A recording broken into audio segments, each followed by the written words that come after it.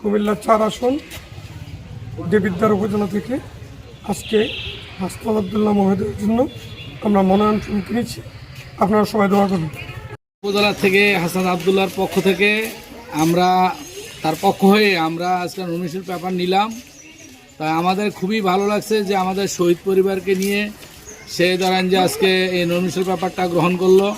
তা আমাদের কাছে খুবই আনন্দিত লাগতেছে। শুধু আমি একা না, আরও আমরা 2টা পরিবার ছিলাম।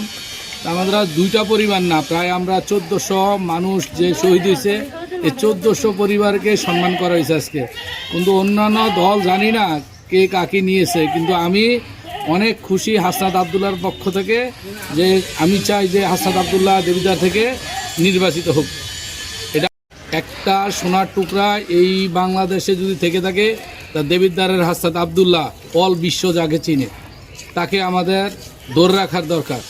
তার মতন নীতি, নৈতিকতা, তার যেই কথার যে স্পিরিট, এইগুলো তার আমাদের কাছে খুবই ভালো লাগে। এই কারণে আমরা তার পক্ষ থেকে আমরা আজকে নমিনেশন পেপার নিলাম।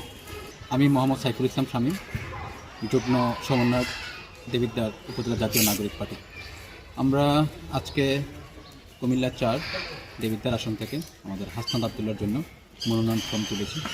এই জন্য দেবিদ্বারবাসী আসলে অনেক বেশি খুশি। হাসনাত আবদুল্লাহর মতো একজন জাতীয় নেতা দেবিদ্বার থেকে নির্বাচন করছেন।